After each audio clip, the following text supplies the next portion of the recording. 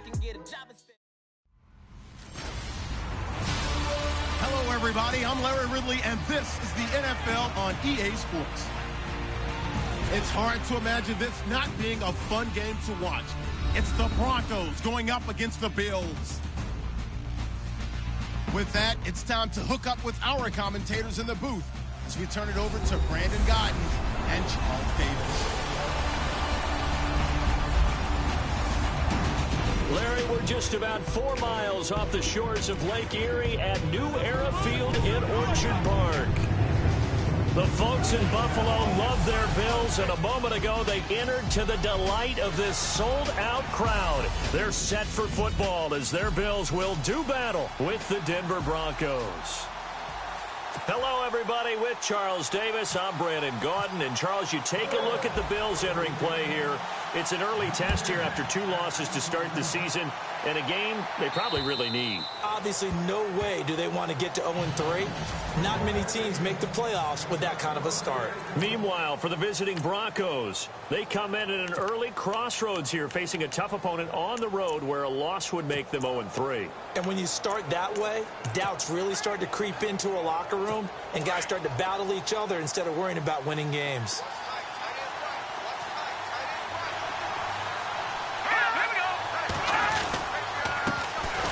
Now a carry, it's C.J. Anderson, and he'll get this one up to the 26.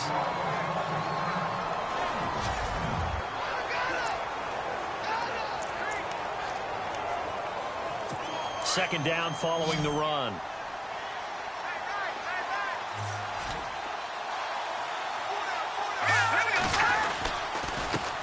Now it's the Chiefs' all-time leading rusher. It's Jamal Charles on the carry. And he's going to get about 7 yards on that one, up to around the 33. He's gone over 1,000 yards 5 times in his career, but he's at the 30-year-old mark, and there's a lot of concern about running backs over the age of 30. 5 yards or better per carry in each of his first 8 seasons.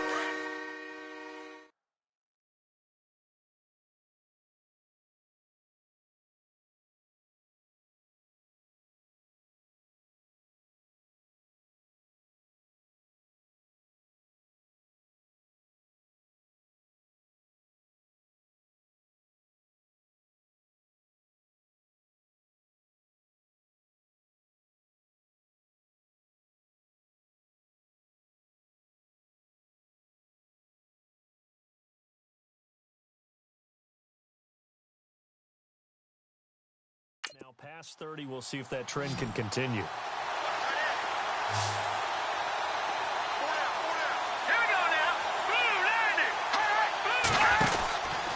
Short yardage situation. Here's Charles.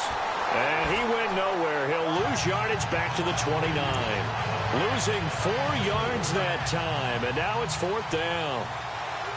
They tried to run right into the teeth of the defense on 3rd down, but looked like those teeth were pretty sharp.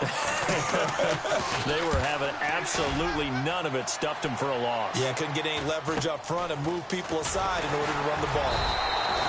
It's a 40-yard punt, 6 yards on the return. And the Bills will take over the football with a 1st and 10.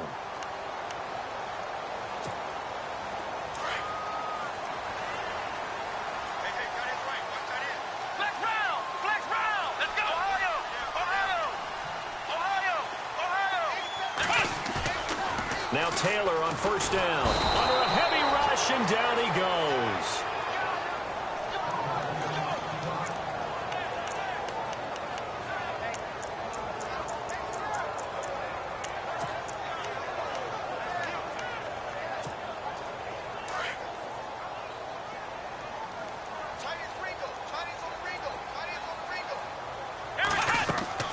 On 2nd down, here's Taylor. He'll set up the screen to McCoy. And bulldozing his way through into the 42-yard line here and brought down there. Now they get 16 out of that one, but they'll still need to convert on 3rd.